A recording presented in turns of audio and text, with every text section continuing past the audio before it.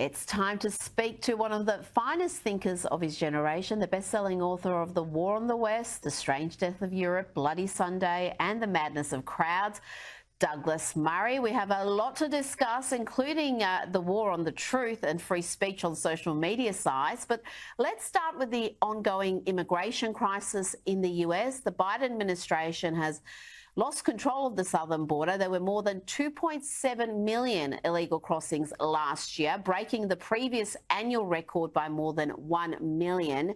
The impact is being felt far and wide, including in New York, where today Mayor Eric Adams led a rally calling on the White House to do more.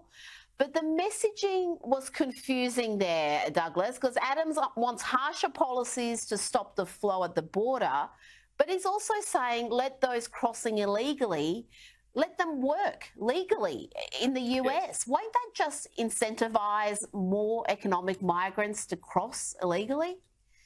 It has to do that, Rita. I mean, look at it this way.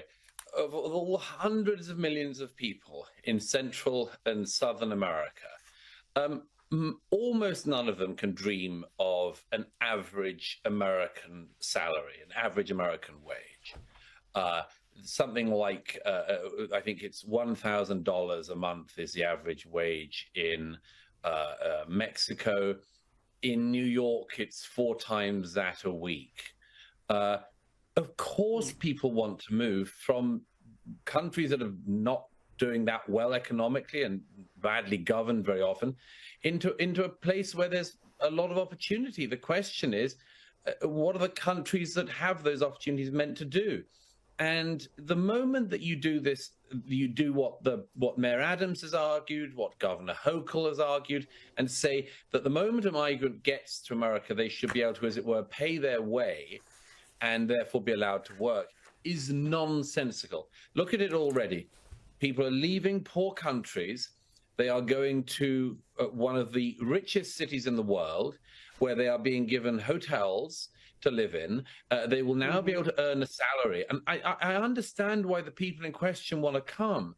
But the point is that, you know, there is a legal process already to get work in America, which is extremely arduous to go through and expensive. And now these people, the Democrats want to say, oh, and also there's an illegal route. And if you want to come in that way, then that's not just fine, but better, because you'll actually have an expedited work request. And as I can never point this out often enough, if I can say so, Rita, the benefits that accrue solely to the migrant.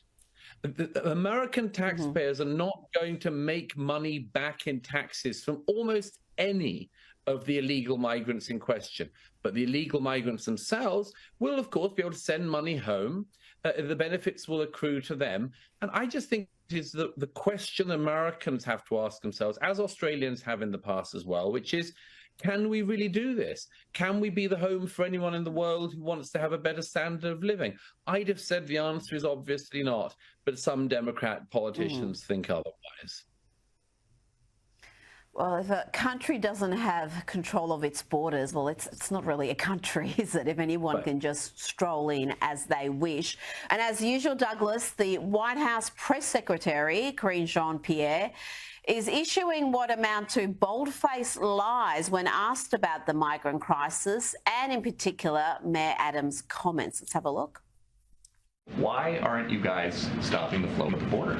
We are stopping the flow at the border. If anything, what the president has been able to do on his own without the help of Republicans in Congress, something that he had to do on his own. The president has put a plan that is indeed, the data showing is that it is indeed slowing down the flow. Just fantasy land stuff.